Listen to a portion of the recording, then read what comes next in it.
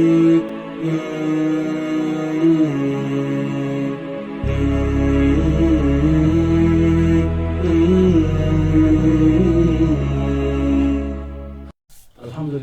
wa salatu wa salam ala rasulillah, wa ba'd, assalamu alaikum wa rahmatullahi wa barakatuh.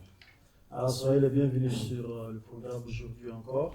Et Inch'Allah, on continue toujours sur le thème djihad.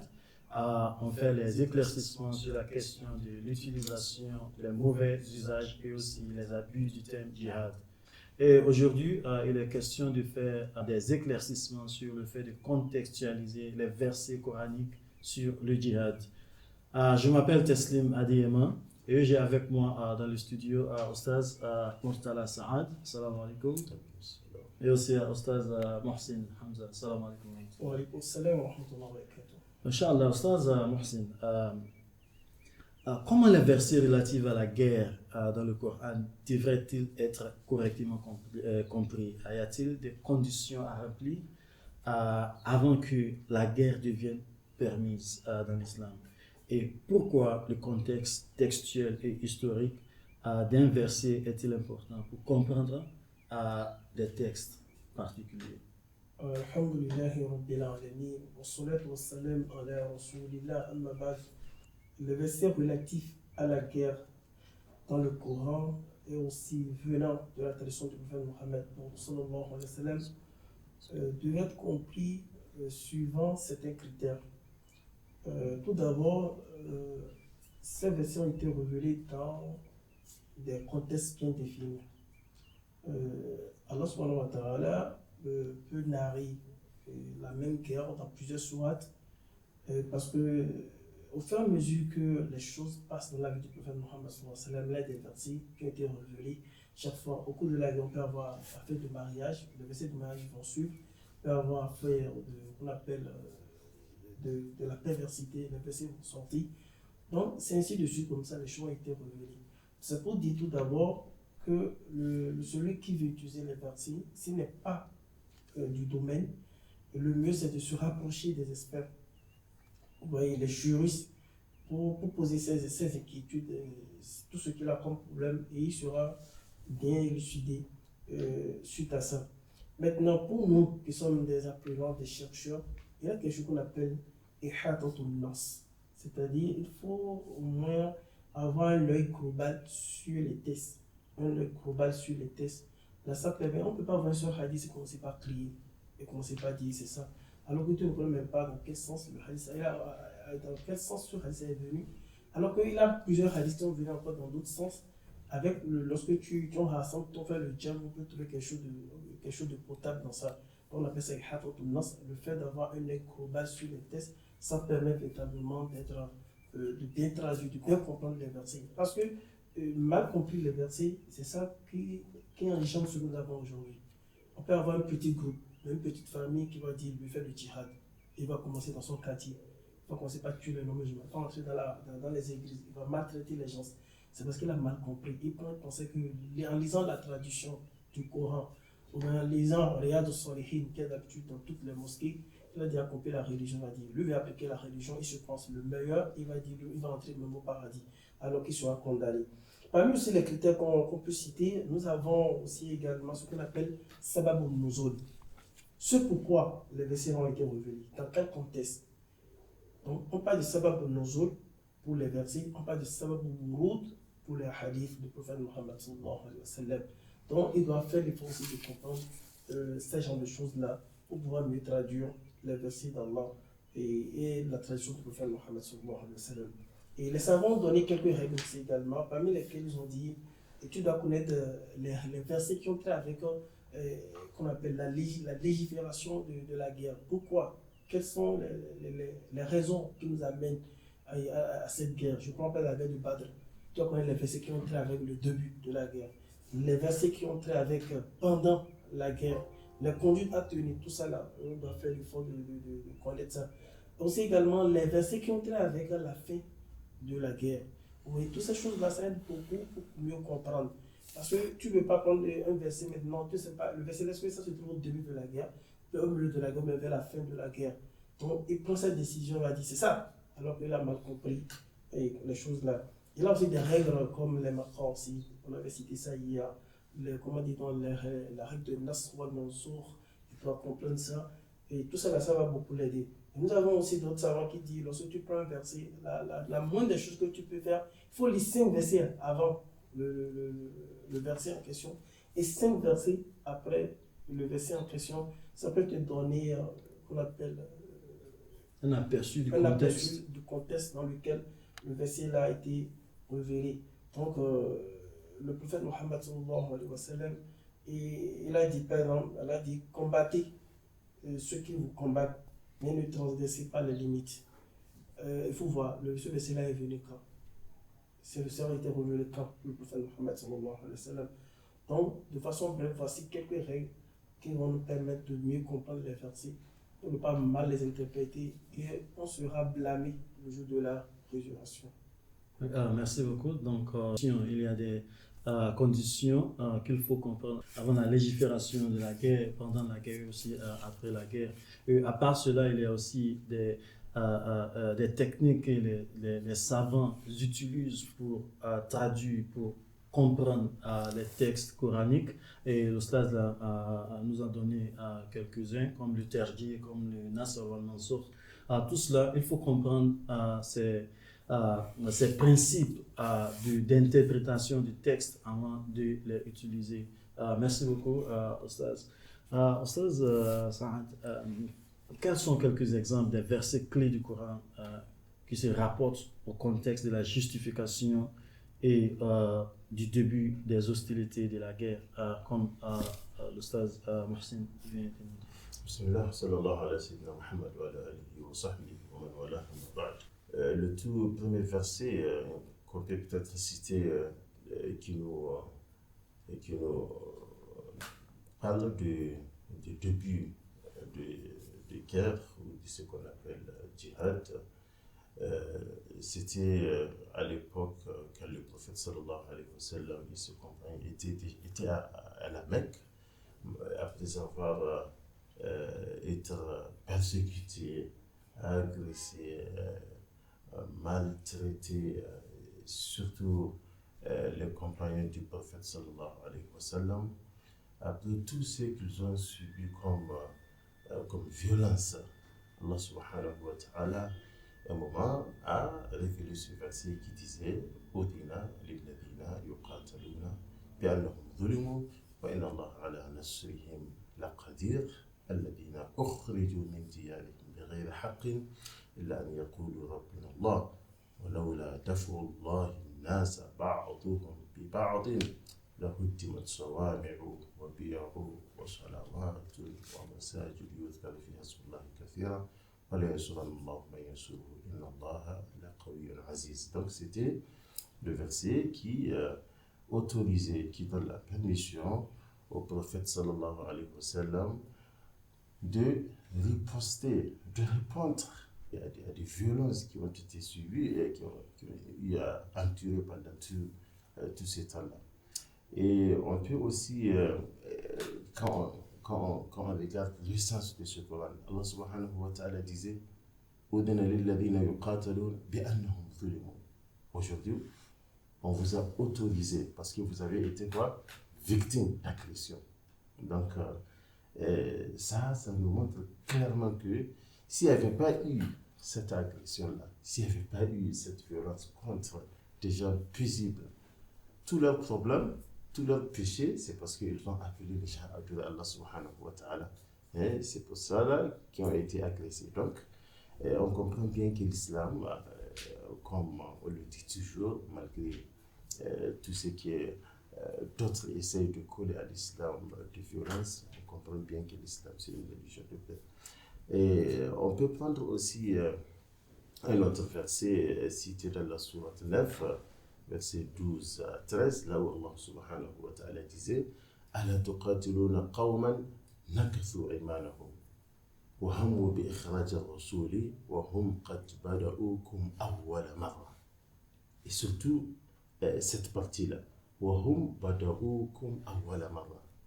Allah subhanahu wa ta'ala autorise aux croyants de répondre à la violence, de combattre Et il justifie cette autorisation en disant وَهُمْ بَدَؤُكُمْ أَوَّلَ مَرَّةٍ. Ceux à qui Allah subhanahu wa ta'ala vous demande de combattre, ce sont eux qui ont commencé premièrement. Il faut souligner Il ça. faut souligner ça. Ce sont eux qui ont commencé premièrement. Donc, comment on peut coller à l'islam cet aspect de violence, hein? C'est tout à fait normal aujourd'hui. Tout celui qui a été persécuté, mais c'est de son plein droit de répondre à la violence.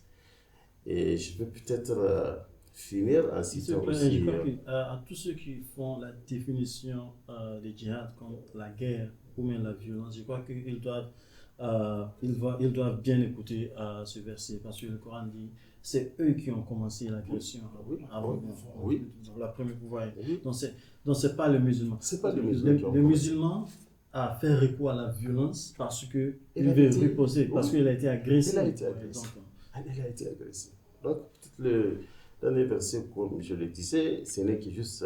Il y en a plusieurs versets qui ont parlé de cela, mais on peut se limiter vu le temps à ces trois versets. Et le troisième, là, Allah subhanahu wa ta'ala disait وَقَاتِلُوا فِي سَبِيلِ اللَّهِ الَّذِينَ يُقَاتِلُونَكُمْ وَلَا تَعْتَدُوا. Combattez, mais au nom d'Allah. Hein, le combat, la guerre en islam, ça ne peut pas être un combat si elle n'est pas été faite dans la cause d'Allah, à cause d'Allah. وَقَاتِلُوا فِي سَبِيلِ اللَّهِ الَّذِينَ يُقَاتِلُونَكُمْ. Combattez ceux qui vous combattent. Ceux qui vous combattent. Il faut vraiment regarder bien l'utilisation de ce verset, la composition de ce mot. وَقَاتِلُوا فِي سَبِيلِ اللَّهِ الَّذِينَ يُقَاتِلُونَكُمْ. Ceux qui vous combattez. Cela veut dire que les musulmans, s'il combat quelqu'un qui ne le combat pas, mais il a transgressé, il a commis de péché. Vous voyez, donc Allah subhanahu wa ta'ala a clairement dit qu'on peut que riposter, on peut que répondre à la violence à ceux qui nous ont violentés premièrement. Et pour finir, Allah dit وَلَا تَعْتَدُوا. Il ne faut pas transgresser. Même lorsque vous riposez à ceux qui vous agressent, la ta'tadu. Il ne faut pas transgresser. Il y a un autre verset qui nous explique ça. Al-ayn bil-ayn. Al-nafs bil-nafs wal-ayn bil-ayn. Donc, si quelqu'un qui t'a arraché un œil, tu ne peux qu'arracher un œil. On ne va pas arracher les deux à la fois. Vous voyez? Donc, ça, c'est extrêmement important que vraiment les musulmans comprennent cela et qu'il y ait aussi d'autres qui, par peut-être méconnaissance ou par d'autres raisons, essaient de coller la violence à l'islam. Il faut qu'ils comprennent, comme l'a bien dit mon frère Hussein, et surtout les musulmans qui, des fois, par leur, je peux peut-être qualifier ça ignorance, par leur méconnaissance de tout ce qu'on vient de citer avant d'interpréter un verset coranique. Il y a beaucoup de critères. Il faut connaître, il faut avoir une connaissance profonde de la langue arabe. Il faut connaître la sunna du prophète. Il faut lire sa biographie. Hein? Il faut y a beaucoup de choses avant vraiment d'avoir un degré qui te permet vraiment de dire que ça c'est un fatwa ou bien ça c'est un comportement de l'islam, mais je demande de le faire. Merci beaucoup. Oustaz Mohsin, lors de votre première prise de parole, vous nous avez donné les trois conditions de la guerre. La première condition, les conditions avant d'entrer dans la guerre, les conditions même durant la guerre et aussi après la guerre. L'Oustaz vient de nous donner les versets qui nous donnent des conditions avant la guerre. Est-ce que vous pouvez nous donner les quelques principales situations ou même conditions dans lesquelles, sous un dirigeant légitime, les musulmans sont autorisés à recourir au djihad militaire? Avons-nous des versets coraniques qui nous donnent ces conditions? Alhamdulillah, ici c'est pour dire quelles sont les principales situations dans lesquelles un dirigeant musulman, regardez bien, un dirigeant musulman autorise les musulmans à recourir au djihad militaire. N'oublions pas, on va chaque fois préciser le djihad militaire, parce qu'on a cité beaucoup de djihad ici, le djihad militaire. Nous avons quelques conditions, les situations dans lesquelles on peut faire recours au djihad militaire, parmi lesquelles nous avons la défense et l'élimination des obstacles injustes et oppressifs aux droits fondamentaux et à la liberté de la religion. C'est-à-dire quoi? Tout ce qui va entraver notre liberté, nos besoins fondamentaux. Ce ne sont pas des besoins fondamentaux, on sait très bien, tout ce qui a à voir avec la psychologie, la santé, la sécurité, l'enseignement, tout cela, on doit veiller véritablement à ça. Aujourd'hui, nous avons beaucoup de formes par lesquelles ces guerres sont menées, c'est à nous d'être présents, et aussi également tout ce qui va entraver aussi notre adoration. Donc, dans ce cas, la manière dont nous traite, on va aussi les traiter comme ça, sans toutefois transgresser, comme l'a dit Oustaz. Ça fait un.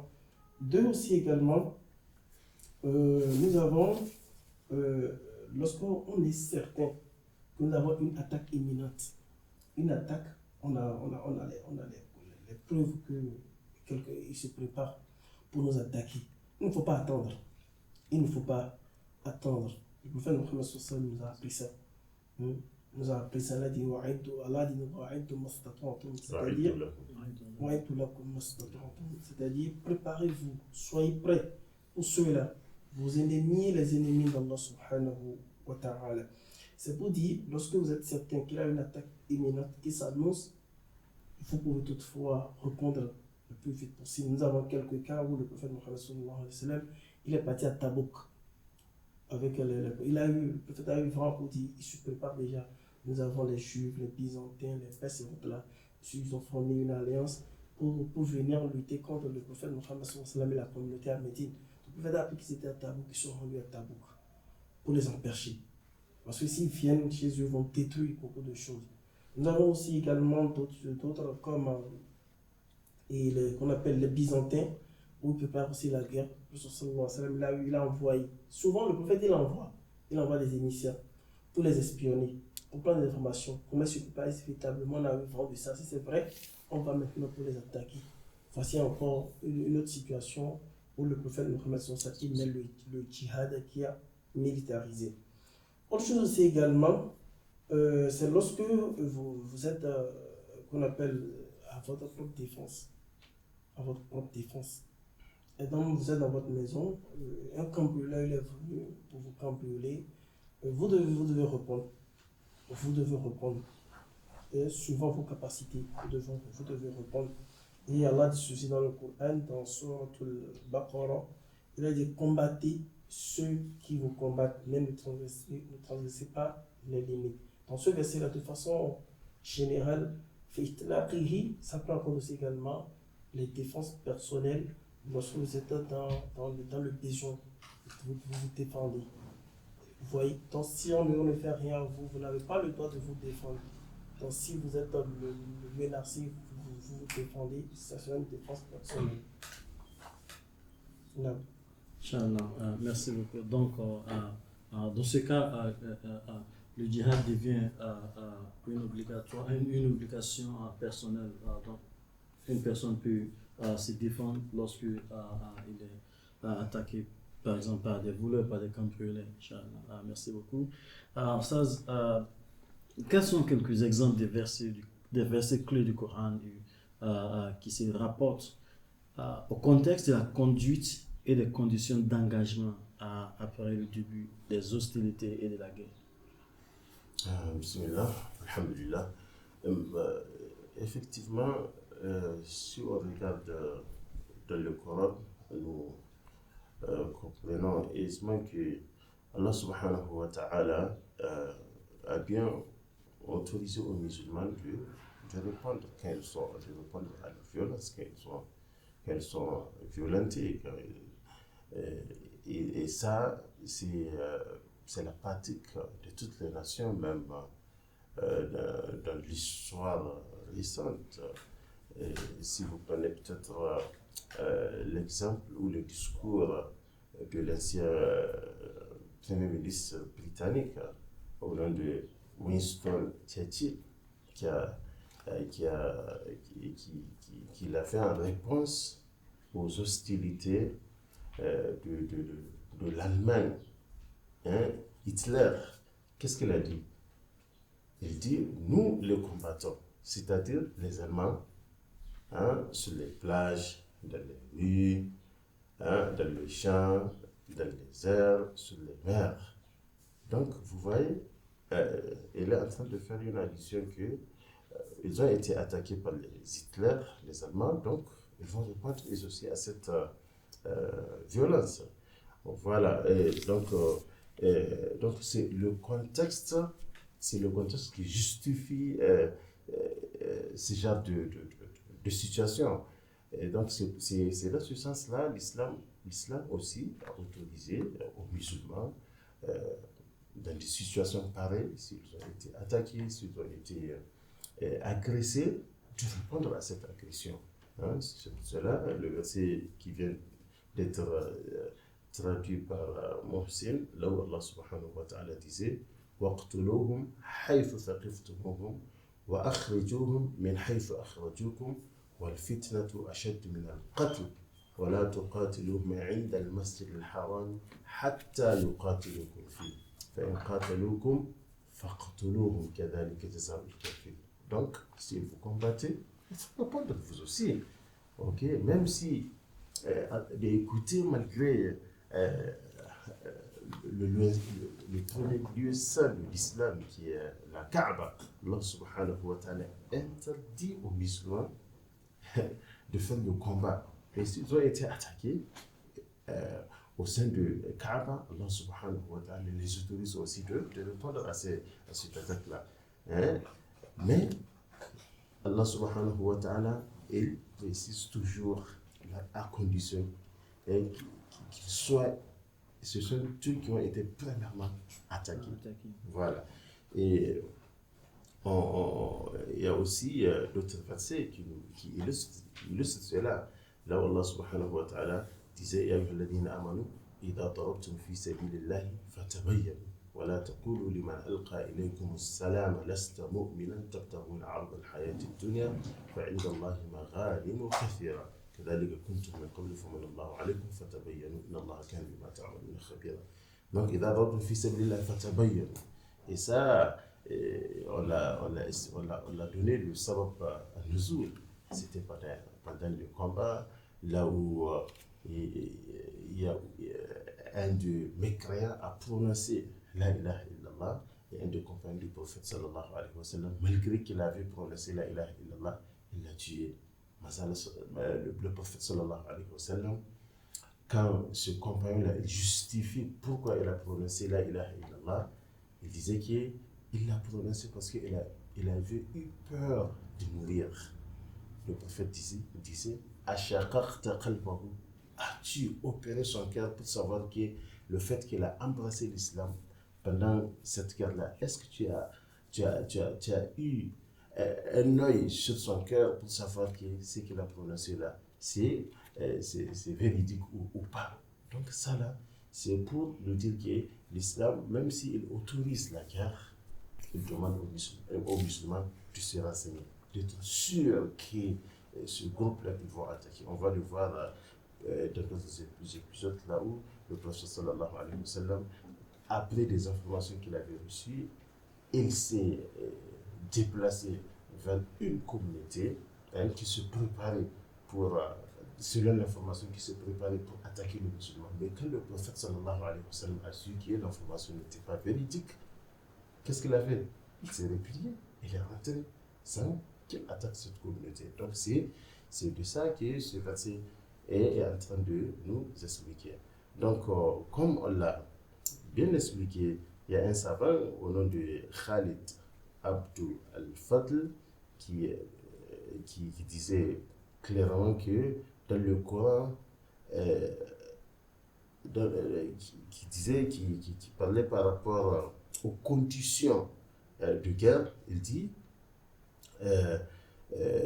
il commentait par rapport à l'autre qui est presque toutes les références au combat, ou ce qu'on appelle qital en arabe, dans le Coran, sont qualifiées par une certaine condition morale de retenue. Vous voyez? Donc, c'est dans un document qui est intitulé La place des tolérances en islam. qu'Allah subhanahu wa ta'ala nous accorde. Amen. Merci beaucoup. Oustaz Moussin, très rapidement, on n'a pas assez de temps. J'ai cette question pour vous. Quels sont quelques exemples des versets clés du Coran sur le combat, mais qui se rapportent au contexte de la fin des hostilités, lorsque le désengagement militaire et la fin de la guerre sont nécessaires, les versets qui nous ordonnent de cesser la guerre dans le Coran. Parmi les versets qui nous enseignent la conduite à tenir à la fin de la guerre, nous avons ce verset dans Sourate Tawbah, le verset 6, chapitre 9, verset 6, où Allah dit ceci: Wa in ahadun minal mushrikin astajaraka fa'ajirhu. C'est-à-dire que lorsque tu vois un parmi eux, ça peut être des politistes, des hommes du libre ordre, ils demandent l'asile. Malgré que vous êtes en guerre, ils demandent l'asile auprès de vous. On dit fa'ajirhu. Il faut accepter. Hatta isma kalam Allah. Jusqu'à ce qu'il va écouter les paroles d'Allah. Parce que lorsqu'il est dans votre milieu, il va écouter les paroles d'Allah. C'est pour dire, véritablement, s'il vient et avec la raison, il va comprendre mieux que vous êtes sur la vérité. Et nous avons aussi des versets où Allah dit, s'il demande, comment dit-on, la paix, vous êtes en train de mener le combat, il demande la paix, automatiquement vous acceptez. C'est pour dire, s'il demande une alliance, il demande de se comprendre que voici le point, vous devez arrêter la guerre pour discuter avec eux, pour voir sur quel point vous allez vous entendre. Aussi parmi les conditions aussi, quelques versets aussi également, Allah dit dans Sourate Al-Baqarah, dans verset chapitre 2, verset 192, Allah dit, mais s'il cesse, Allah il est pardonneur, miséricordieux. C'est pour dire, si Allah les rassure, informez-les. S'ils cessent véritablement, on va les pardonner. De ce qu'ils ont fait par le verset. Nous avons beaucoup de versets jusqu'au point de dans son Exad de Barad. Il a dit, le commandant, le chef des musulmans, il doit demander le pourparler, c'est-à-dire un entretien, pour dire, un dialogue entre leurs commandants pour trouver un terrain d'entente pour ne pas faire couler le sang. Vous voyez? Donc, s'ils voient que c'est dans l'intérêt des musulmans. Et c'est ça le prophète Mohammed, on le sent partout. Et lorsqu'il mène des guerres, et il va des expéditions, il cherche toujours à aller les rencontrer pour voir ce qu'il en est. Prenons le cas de la guerre de Badr, par exemple, on va revenir sur de façon succincte. Le prophète Mohammed, il a demandé de rencontrer Abu Jahl, de discuter. Pourquoi? Ils ne sont pas là pour vous combattre, on était là pour prendre nos biens de ce que Abu Sufyan ramenait de Cham, mais ils sont déjà partis, on n'a rien pris. Mais ils ne voulaient pas écouter. Et là, d'autres qui ont compris parmi là, d'autres tribus qui ont compris, ils se sont retournés. Mais le Abu Jahl a dit non, on ne peut pas sortir comme ça, ne pas rentrer comme ça, c'est une manière de montrer que nous sommes faibles. Donc, c'est pour dire la fin de la guerre, c'est pour dire tout simplement, lorsque l'objectif visé est atteint, qu'est-ce qu'on fait? Automatiquement, on s'arrête, on cherche, si on voit que l'ennemi aussi prononce que lui-même il se désengage, automatiquement aussi également le commandant des musulmans doit s'arrêter. Et si on voit aussi également qu'ils sont dans le besoin, dans notre besoin, pour fuir les plus faibles d'entre eux, on doit aussi les accepter. Donc il y a beaucoup de ces conditions-là qu'on va illustrer avec les guerres que le prophète Mohammed il a menées, comme les guerres de Banu Qaynuqa, les guerres de Mustalik, aussi la conquête de la Mecque. Avec tout ça, on verra comment le prophète Mohammed il pratiquait les débuts de la guerre, pendant la guerre, comment il se comportait, aussi vers la fin, avec des cas pratiques, avec ces expéditions-là, Inch'Allah, qu'Allah nous prête vie, Inch'Allah. Merci beaucoup. Je crois que même si on définit le mot djihad comme la guerre, les conditions, les versets coraniques qu'on vient de citer ici démontrent aussi que même si le djihad est comme on définit le djihad comme la guerre, ce n'est pas la guerre contre les autres nécessairement, c'est la guerre à cause de la justice, c'est la guerre pour la justice, c'est la guerre pour éliminer la corruption, pas la guerre pour seulement convaincre les autres de devenir musulmans. Mais malgré cela, le djihad ne se définit ne se définit pas toujours comme la guerre. La guerre fait une petite partie du djihad. Oui, et pour appuyer ce que vous avez dit, les gens ne pensent pas de djihad, c'est seulement dédié aux non-musulmans. Même si on voit un camp musulman et qui viole nos conditions fondamentales, qui viole aussi également, comment dit-on, la sécurité, en ce moment, on va les combattre aussi également, jusqu'au point qu'on va les ramener à l'ordre. Vous voyez, donc ce n'est pas forcément contre les non-musulmans, c'est lorsque le bien collectif est menacé, la religion est menacée. Vous voyez, dans ce moment-là, par exemple, pas des biens fondamentaux, sans prendre en compte le commerce, la sécurité, qu'on appelle les études, ça prend en compte tout. Donc si c'est menacé, on va lutter contre ce groupe-là, juste ce que nous aurons la satisfaction. Parce que nous sommes venus dans ce bas monde, c'est pour rester pour le moment. Nous avons besoin de certaines choses et ces choses ne doivent pas être menacées. Et nous devons mettre des choses en ordre parce que là, Allah subhanahu wa ta'ala nous dit dans le Coran, Inni ja'ilun fil ard khalifa. Nous sommes des représentants d'Allah et nous devrions mettre toutes choses en ordre tel que Allah nous dit de le mettre. Oui, si vous me permettez, ce verset, souvent les gens pensent que nous sommes des représentants d'Allah, mais nous sommes des représentants l'un de l'autre sur la terre. Allah n'a pas de représentant sur la terre. Et suivi, il est le Hayyu, là il monte. Donc lui n'a pas de représentant sur la terre. Et ça s'exclut tout. Mais nous sommes des khalifas. C'est parce que nous avons vécu, nous avons laissé des enfants qui vont venir par la suite. Ça fait partie des grands objectifs sur pourquoi nous sommes venus dans ce bas monde. L'adoration est de rester sur la terre autant que Allah a voulu avant de quitter, nous a laissé des enfants qui vont venir. Maintenant, si on ne sauvegarde pas les besoins fondamentaux, on ne sauvegarde pas tout ce dont nous avons besoin, comment les générations à venir vont rester et vont perpétrer davantage d'autres générations. C'est ça, Khalifa, dans ce verset-là. Merci beaucoup pour cela. Jazakumullah khairan, Ustaz Saad. Merci beaucoup aussi. On va s'arrêter ici, Inch'Allah. Et on continue toujours sur ce plateau dans l'épisode prochain. Merci à nos téléspectateurs et auditeurs aussi. On s'arrête ici aujourd'hui. Assalamu alaikum wa rahmatullahi wa barakatuh.